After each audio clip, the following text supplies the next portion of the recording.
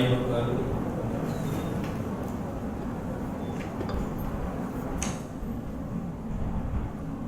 أعوذ بالله من الشيطان الرجيم. بسم الله الرحمن الرحيم.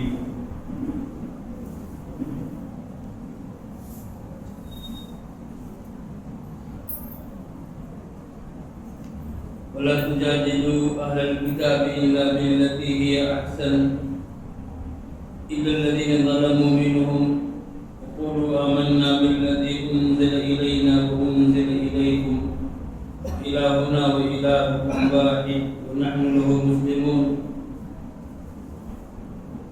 دینی بھائیوں، آج آپ نے تراویح کی نماز میں 20ویں پارے کا آخری حصہ اور 21واں پارہ آپ نے سنا ہے.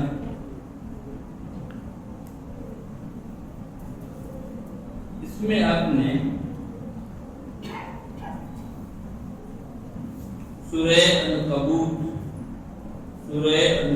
کی تلاوت سنی ہے اور پھر سورہ عنکبوت کے بعد آپ نے سورہ روم کو سنا ہے اور سورہ روم کے بعد پھر سورہ لقمان کو سنا آپ نے اور سورہ لقمان کے بعد سورہ سجدہ کو سنا ہے. اتنی سورتوں کو آپ نے مکمل طور پر سنا ہے اور سورہ احزاب کا تھوڑا سا حصہ شروع کا اس کی چند آیتیں آپ نے سورہ احزاب کی بھی سماعت کی ہیں. باقی سورہ احزاب کی تلاوت کل آپ ہوں گی انشاءاللہ. آج کا یہ درس سورہ عنکبوت سے شروع ہو رہا ہے.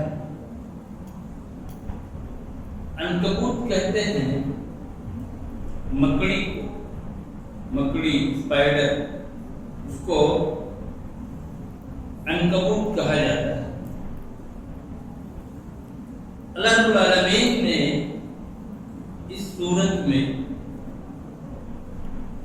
اس کی مثال دی ہے عنکبوت کی اور بہت ہی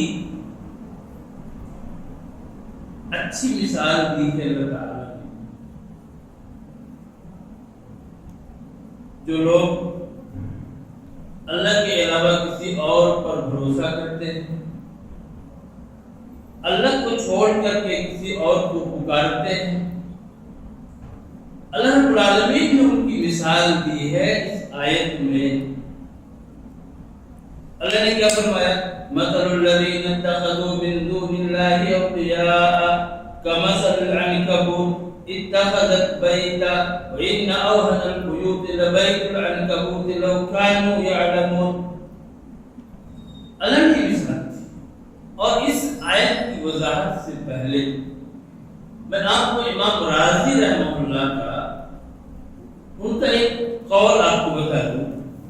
امام رازی رحمہ اللہ کہہ رہے ہیں کہ میری عمر 57 سال کی ہو چکی، 50 پر 7 سال کی میری عمر ہو چکی اور میرا یہ تجربہ ہے، 57 سالہ یہ تجربہ ہے کہ جس نے غیر اللہ پہ بھروسہ کیا اس کا کام بگڑ گیا، خراب ہو گیا، اور جس نے اللہ پہ بھروسہ کیا، اپنے تمام کاموں کو اللہ سے جوڑ دیا، اس کا کام ٹھیک ٹھاک رہا، اللہ نے اس کی مدد کی. امام رازی رحمہ اللہ کرے میرا 57 سالہ تجربہ ہے، جو دیکھا ہے لوگوں کو، کی لائف کو، ان کی زندگی کو، اس میں میرا ایک تجربہ ہے. اللہ نے یہاں کیا کہا؟ جن لوگوں نے اللہ کے علاوہ دوسروں کو مددگار بنا لیا، اپنا کارساز بنا لیا، ان کی مثال اس کی ہے عنکبوت کی ہے، مکڑی کی ہے. جس مکڑی نے ایک گھر بنایا، وَإِنَّ أَوْهَنَ الْبُيُوتِ لَبَيْتُ الْعَنْكَبُوتِ، اور سب سے کمزور گھر اس دنیا میں جتنے بھی گھر بنتے ہیں، جتنی مخلوقات اپنے لیے گھر بناتی ہیں، ان تمام گھروں میں سب سے کمزور گھر مکڑی ہی کا گھر ہوا کرتا ہے. اور ہم اس کو دیکھتے بھی ہیں، جانتے ہیں کہ مکڑی کا گھر یہ سب سے کمزور گھر ہوا کرتا ہے. اور اس میں کمزوری دو اعتبار سے ہوتی ہے اس گھر میں. ایک تو اس کی ظاہری کمزوری ہوتی ہے جس کو ہم دیکھتے ہیں. مکڑی جو ہے اپنا جالا بناتی ہے, اپنا گھر بناتی ہے, اتنا کمزور وہ گھر ہوتا ہے کہ ایک انسان پھونک مار کے تو وہ ختم ہو جائے, اتنا کمزور وہ گھر ہوتا ہے. تو یہ تو اس کی کمزوری ہے جس کو ہم جانتے ہیں. ایک دوسری کمزوری کیا ہے مکڑی کے یہاں؟ ایک دوسری کمزوری کہ مکڑی کے بارے میں جو اب جدید ریسرچ آ رہا ہے, اس ریسرچ نے یہ بتایا ہے کہ مکڑی جب بچہ دیتی ہے تو بچہ دینے کے بعد یہ ان بچوں کے باپ کو مار ڈالتی ہے اور مار کر کے اس کو گھر سے باہر پھینک دیتی ہے. یہ بالکل بچہ دینے کے بعد ہی ہوتا ہے. اور پھر جب اس کے بچے بڑے ہو جاتے ہیں تو وہ بچے ماں کے ساتھ وہی کام کرتے ہیں. وہ بچے اس مکڑی کو یا اپنی ماں کو مار کے اس کو ختم کر دیتے ہیں. تو یہ اس کے گھر کی اندرونی معنوی کمزوری, ایک ظاہری کمزوری اور ایک معنوی کمزوری, اس اعتبار سے وہ گھر جو ہے مکڑی کا انتہائی کمزور اللہ نے مثال دی ان لوگوں کی جو اللہ کے علاوہ کسی اور کو اپنا مددگار مانتے ہیں. ان کی مثال ایسے ہی ہے. آپ دیکھیے مکڑی گھر بناتی ہے, بڑا سا گھر رہے گا, ایک پوری مسجد ہے, بڑا سا گھر ہے, اور اس میں چھوٹا سا اپنا گھر وہ بنائے گی, چھوٹا سا گھر بنائے گی. حالانکہ اس گھر میں کہیں بھی چاہے تو وہ رہ سکتی ہے, لیکن نہیں, ایک چھوٹا سا گھر وہ بناتی ہے. اب اس بیوقوف سے کوئی پوچھے کہ اتنا بڑا گھر بنا ہوا ہے, موجود ہے, اس کے کسی ایک حصے میں کہیں نیچے کہیں بیچ میں چھوٹا سا گھر بنانے کی کیا ضرورت ہے؟ بالکل وہی حال ان لوگوں کا ہے جو غیر اللہ کو, جو اللہ کے علاوہ کسی اور کو پکارتے ہیں. اللہ کو چھوڑ کر کے جس کی طاقت, جس کی قوت آسمان و زمین کو گھیرے ہوئے ہے, اس کو چھوڑ کر کے غیر اللہ کو, یعنی ایک وسیع و عریض گھر کو چھوڑ کر کے ایک چھوٹا سا گھر وہ بناتے ہیں. اور دیکھیے مکڑی کے بارے میں آتا ہے کہ جب مکڑی پر کوئی چڑیا حملہ کرتی ہے, چڑیا اس پر کوئی جھپٹا مارتی ہے مکڑی کے اوپر, تو وہ اپنے گھر سے نکل جاتی ہے. گھر سے نکل کر کے کہیں اور وہ چھپ جائے گی.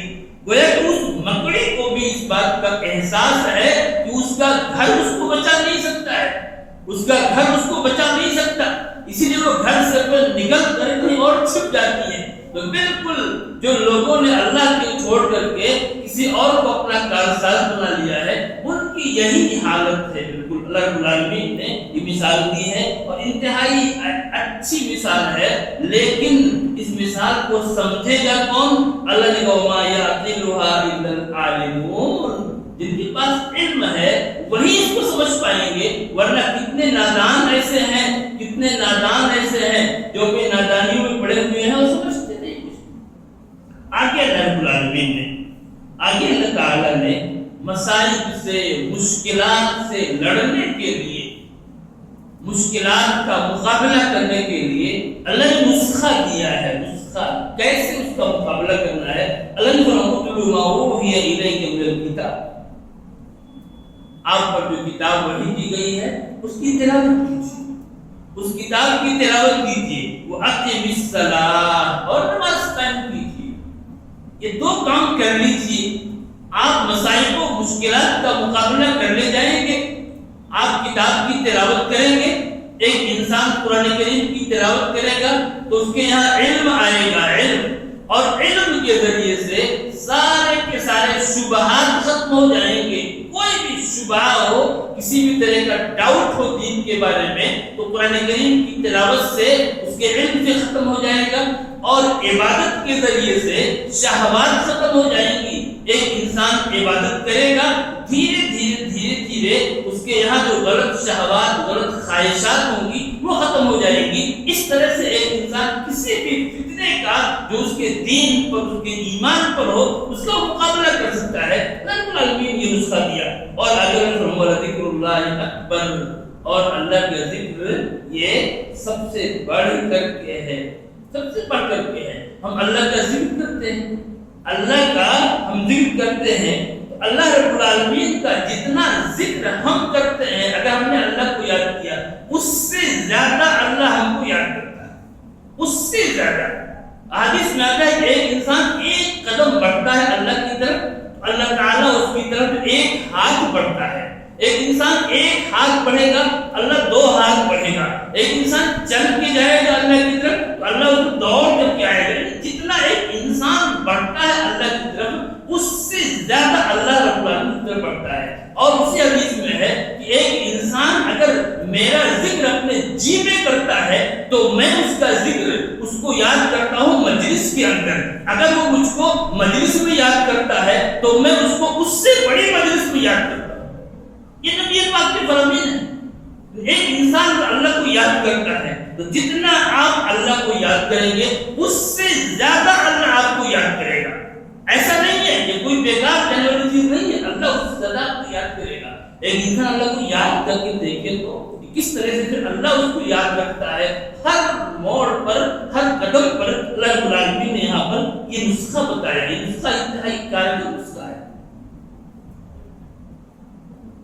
آگے اللہ نے فرمایا وَمَا هَٰذِهِ الْحَيَاةُ الدُّنْيَا إِلَّا لَهْوٌ وَلَعِبٌ وَإِنَّ الدَّارَ الْآخِرَةَ لَهِيَ الْحَيَوَانُ لَوْ كَانُوا يَعْلَمُونَ وَمَا هَٰذِهِ، اور یہ دنیا کی زندگی، هَٰذِهِ اس میں اشارہ، یعنی اس دنیا کی حقارت کے لیے اشارہ کیا گیا۔ یہ دنیا کی زندگی یہ کیا ہے؟ صرف لہو و لعب، کھیل تماشا ہے۔ ترجمہ دیکھیں گے آپ قرآن میں، کھیل تماشا ہے۔ صرف کیا ہے؟ یہ لہو اور لعب ہے۔ لہو کیا ہے اور لعب کیا ہے؟ میں آپ کو مثال دیتا ہوں۔ ایک شخص نے اپنے بچے کو بھیجا مارکیٹ اور اس کو ایک پوری لسٹ دے دی سامان کی، کیا کیا لینا ہے، یہ لینا ہے، وہ لینا ہے، وہ سب لسٹ دے دی اس کو، اور بچے سے کہا کہ تمہیں سارے سامان خرید کر کے تم عصر کے وقت تک آ جاؤ، اس لیے کہ افطار کا انتظام کرنا ہے، ساری چیزیں۔ وہ بچے گھر سے گیا اور راستے میں جا کر کے کہیں کوئی کھیل ہو رہا تھا، اس کھیل کو دیکھنے میں وہ بچہ لگ گیا، اور اس کو دیکھنے میں لگ کر کے اپنے اس کام سے وہ غافل ہو گیا۔ باپ نے اس کو جو آرڈر کیا تھا جو چیز خریدنے کا، اس سے وہ غافل ہو گیا۔ تو یہ کیا ہے؟ یہ لہو ہے۔ ایک انسان بے فائدہ چیز، ایک انسان بیکار چیز میں مشغول ہو کر کے فائدے والی چیز سے غافل ہو جائے، فائدے والی چیز کو بھول جائے، یہ کیا ہے؟ لہو ہے۔ اس کو لہو کہا جاتا ہے۔ اور لعب کیا ہے؟ لعب کہتے ہیں خود کھیل۔ کتنے لوگ ایسے ہیں رات میں دیکھیں گے کیرم بورڈ کے سامنے کھیلتے جا رہے ہیں، کھیلتے اس کے بعد سو ایک اپنا نماز کی فکر ہے، نہ کسی اور چیز کی فکر ہے۔ یہ کیا ہے؟ یہ لعب ہے۔ یہ لعب ہے، یعنی کوئی دوسرا کھیل رہا ہو، اس کو دیکھنے میں ایک انسان غافل ہو جائے اپنے دین سے، اور یہ کیا ہے؟ لہو ہے۔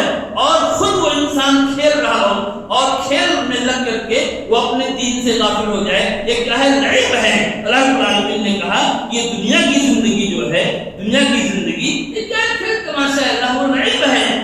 یہ ایک انسان کو اس کے دین سے، اس کے ایمان سے، اس کے رب سے، آخرت سے غافل کرتی ہے۔ وَإِنَّ الدَّارَ الْآخِرَةَ لَهِيَ الْحَيَوَانُ، اور آخرت کی زندگی ہی اصل زندگی ہے، حقیقی زندگی۔ آپ دیکھیے اللہ کیا کہہ رہا ہے کہ دنیا کی زندگی کیا ہے؟ کھیل تماشا ہے۔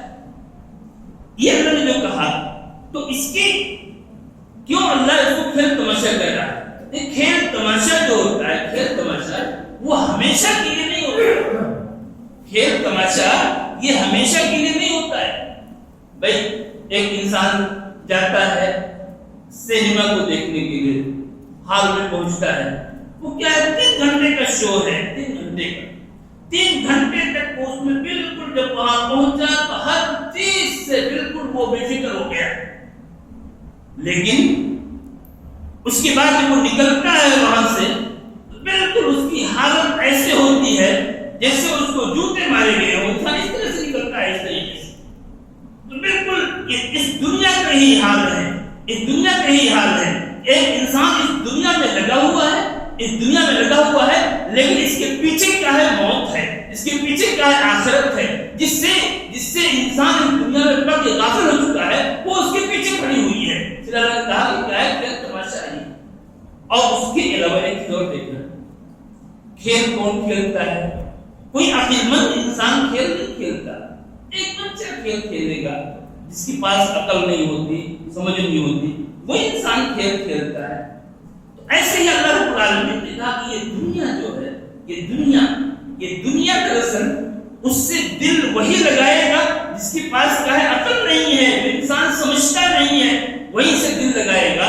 ورنہ جس انسان کے پاس عقل ہے، سوجھ بوجھ ہے، وہیں سے دل نہیں لگائے گا۔ اس کے سامنے آخرت ہوگی، ضرور وہ کاروبار کرے گا، اپنا بزنس کرے گا، وہ ڈیوٹی کرے گا، لیکن اس کی نگاہوں کے سامنے آخرت ہوگی۔ کوئی بھی قدم اٹھائے گا، سامنے اس کی آخرت ہوگی۔ قدم اٹھانے سے پہلے وہ سوچے گا کہ اس کو اٹھانا ہے کہ نہیں اٹھانا ہے۔ یہ کام ہوگا ایک عقل مند انسان کا۔ اللہ نے کہا کہ وَمَا هَٰذِهِ الْحَيَاةُ الدُّنْيَا إِلَّا لَهْوٌ وَلَعِبٌ وَإِنَّ الدَّارَ الْآخِرَةَ لَهِيَ الْحَيَوَانُ۔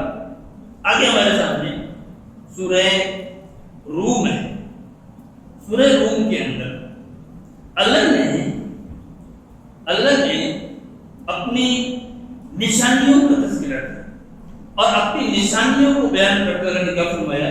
من آیاتہ ان خلق لکم من انفسکم ازواجا لتسکنوا الیہا وجعل بینکم مودۃ ورحمہ ان فی ذلک لآیات لقوم یتفکرون۔ اللہ کی نشانیوں میں سے ایک نشانی یہ بھی ہے کہ اس نے تمہاری ہی جنس سے تمہارے جوڑے پیدا کیے، تمہاری بیویاں تمہاری ہی جنس سے بنائی، کسی اور جنس سے نہیں۔ اس لیے کہ حضرت حوا یہ حضرت آدم ہی سے نکالی گئی تھی۔ تمہاری بیویوں کو تمہاری جنس سے تمہارے ازواج کو بنایا، کیوں؟ لتسکنوا الیہا، تاکہ تم اس سے سکون حاصل۔ اللہ نے کیا کہا؟ لتسکنوا الیہا، لتسکنوا معہا نہیں کہا، لتسکنوا الیہا کہا۔ اللہ نے یہ فرمایا تاکہ تم اس سے سکون حاصل کرو۔ اور وجعل بینکم مودۃ ورحمہ، اور اس نے تمہارے درمیان محبت اور رحمت و شفقت بنا دی ان دونوں کے درمیان۔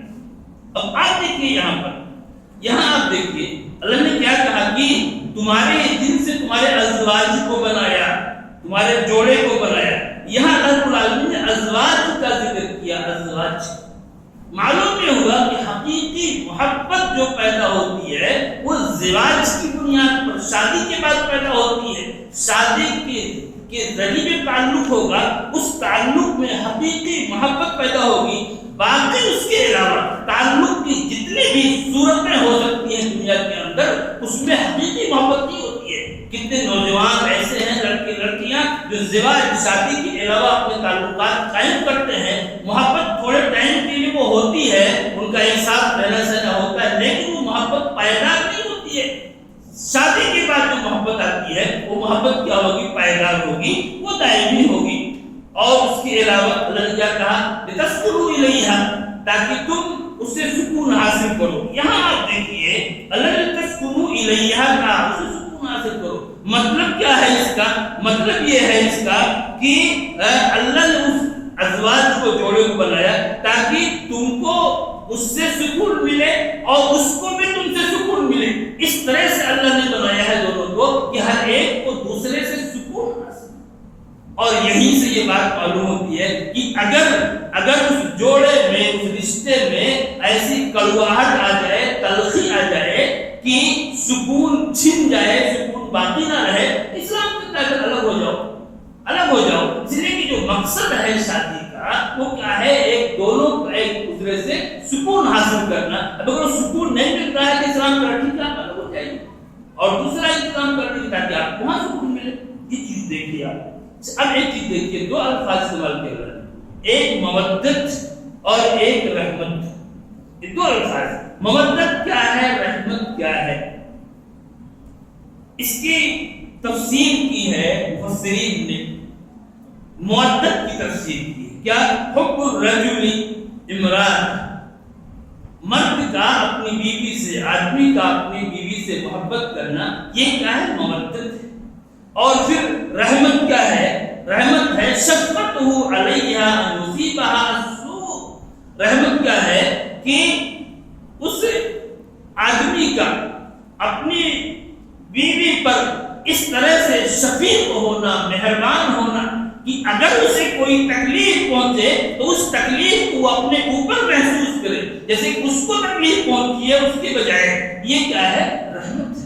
اللہ نے دونوں چیزوں کا ذکر کیا، محبت کا بھی ذکر، محبت کا بھی اور اس کا بھی ذکر کیا. اس طریقے سے دونوں چیزیں ان کے یہاں ہو، محبت بھی ہو اور رحمت بھی ہو. اور ایسا بھی ہوتا ہے کہ جوانی میں عام طور پر مودت ہوتی ہے اور بڑھاپے میں وہ چیز جو ہے رحمت ہی رہ جاتی ہے، صرف اس لیے کہ جوانی میں ہر ایک دونوں کو ایک دوسرے کی حاجت ہوتی ہے، بڑھاپے میں وہ حاجت جو ہے کم ہو جاتی ہے. اس اعتبار سے اللہ تعالیٰ نے یہ فرمایا. اب آپ دیکھیے اللہ کی یہ نشانی. اور ایک چیز میں یہاں کہنا چاہوں گا، اللہ نے کہا کہ تسکنوا الیہ، کیوں بنایا جوڑا؟ تاکہ تم سکون حاصل کرو. سکون یعنی زواج کا، شادی کا مقصد بتایا.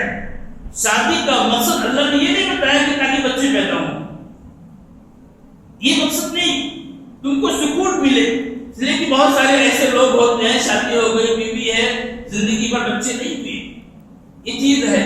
آج کتنے لوگ ایسے ہیں اگر بیوی کو 2-4 سال بچے نہیں ہوئے اس کو چھوڑ دیا، طلاق دے دیا، کتنے اس کو ستانا شروع کر دیتے ہیں سب کچھ. حالانکہ یہ اسلام کے میں یہ چیز خطار نہیں ہے. انبیاء کرام کی لائف کو دیکھیے، ان کو بوڑھے ہو گئے، بچے نہیں ہو رہے تھے، بہت بات بھی ہوئی. کتنے ایسے رسول اکرم صلی اللہ علیہ وسلم کو 11 بیویاں تھی، صرف ایک بیوی سے، خدیجہ سے آپ کو اولاد ہوئی، باقی سے کوئی اولاد نہیں ہوئی.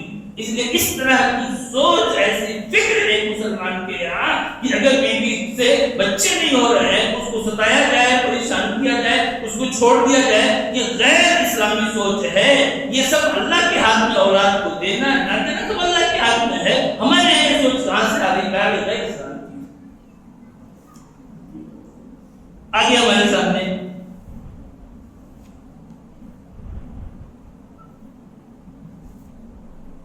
سورہ لقمان ہے. سورہ لقمان میں اللہ نے فرمایا من الناس من یشتری لهو الحدیث یضل عن سبیل اللہ. بعض لوگ ایسے ہیں جو لهو الحدیث کو خریدتے ہیں تاکہ اللہ کی راہ سے لوگوں کو ہٹا دیں، گمراہ کر دیں. کیا ہے لهو الحدیث؟ اس آیت کی شان نزول میں آتا ہے کہ ایک شخص تھا مکے میں، نذیر بن حارث. اس کے پاس لونڈیاں تھیں، وہ لونڈیاں گاتی تھی، بجاتی تھی، یہ سب جانتی تھی وہ. اور جب وہ کسی نوجوان کو دیکھتا کہ وہ نبی اکرم صلی اللہ علیہ وسلم کی طرف مائل ہو رہا ہے تو وہ ان لونڈیوں کو اس نوجوان کے پیچھے لگا دیتا تاکہ وہ لونڈیاں اس کے ساتھ ساتھ گاتی بجاتی رہتی، یہاں تک کہ اس نوجوان کو نبی پاک سے ہٹا دے، نبی پاک سے دور کر دے. یہ کیا ہے؟ لہو الحدیث. یہ لہو الحدیث ہے. یعنی کوئی بھی ایسی چیز جو ایک انسان کو دین سے غافل کر دے، دین سے دور کر دے، وہ چیز کیا ہے؟ لہو الحدیث. یہ گانا ہو، ڈانس ہو، یا اور اس طرح کی دوسری چیزیں جو ایک انسان کو دین سے غافل کریں، اللہ کے احکام سے، اللہ کی عبادت سے غافل کریں، یہ سب کیا لہو الحدیث میں آتی ہے. ابن عباس رضی اللہ تعالیٰ عنہ کہتے ہیں لہو الحدیث سے مراد گانا ہے جو ایک انسان کو دین سے روک دے. اچھا اب یہ دیکھیے، بعض آواز ایسی ہے، ایک انسان نعت پڑھتا ہے، ہم پڑھتا ہے، اس میں ترنم ہوتا ہے، اس میں ترنم، اس گانے میں کیا ہے؟ ترنم ہے. تو نعت اور حمد بھی ترنم ہے، لیکن یہ نعت اور حمد ایک انسان کو دین سے غافل نہیں کرتا ہے. وہ آواز سریلی، وہ گانا جو ایک انسان کو دین سے ہٹائے، دین سے دور کرے، وہ چیز کیا ہے؟ حرام ہے. وہ چیز کیا ہے؟ جائز نہیں ہے. قرآن کے بارے میں بھی ہے، ایک انسان کو جو ہے ترنم کے ساتھ قرآن کو پڑھنا چاہیے، من میں دخلنا بالقرآن فلیس منا، لیکن یہ اس میں نہیں آتا. تو یہ اللہ رب العالمین نے ایسے لوگوں کو ضرورت کی اور رائے ہے کہ ہمارے معاشرے کو اس چیز سے پاک ہونا چاہیے، گانے سے، بجانے سے، میوزک سے، ان تمام چیزوں سے ہمیں ہمارے معاشرے، ہمیں اپنے بچوں کو بچانا چاہیے. اگر رب العالمین نے فرمایا وَإِن جَاهَدَاكَ عَلَىٰ أَن تُشْرِكَ بِي مَا لَيْسَ لَكَ بِهِ عِلْمٌ فَلَا تُطِعْهُمَا وَصَاحِبْهُمَا فِي الدُّنْيَا مَعْرُوفًا. وَصَاحِبْهُمَا فِي الدُّنْيَا مَعْرُوفًا. والدین کے تعلق سے آیا کہ والدین کے ساتھ اچھی صحبت اختیار، اچھی. اسی لیے ایک مفسر لکھتے ہیں کہ اجمل الصحبت یا صحبت الوالدین، سب سے اچھی صحبت والدین کی صحبت۔ ایک انسان نہ جانے کیسے کیسے ساتھ رہتا ہے، اور والدین کے ساتھ بھی رہتا ہے، بیوی کے ساتھ بھی صحبت ہوتی ہے، اس کے دوست وغیرہ بھی ہوتے ہیں۔ مفسر کہتے ہیں کہ اجمل الصحبہ یا صحبت الوالدین، سب سے اچھی صحبت ہے والدین کی صحبت۔ والدین کی صحبت یہ سب سے اچھی صحبت ہے۔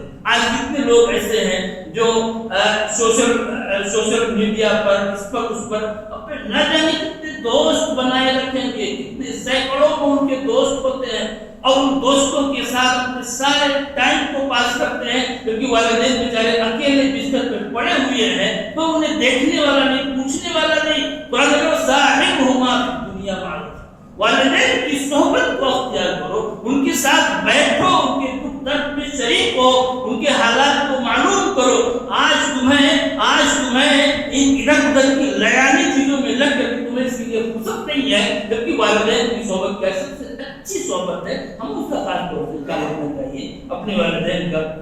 اور کچھ باتیں ہیں اس تعلق سے، انشاءاللہ کل اس صورت سے بھی کچھ باتیں رکھی جائیں گی، اور جو آگے صورتیں ہیں ان سبھی باتیں انشاءاللہ کرائیں گے کل کے درس میں، اور اس طے کر کچھ زیادہ وقت بھی ہے ہم لوگوں کے پاس، دوسرے اپنی بات تفصیل سمجھیں۔ اللہ تعالی ہم کو اور آپ سب کو نیک عمل کی توفیق عطا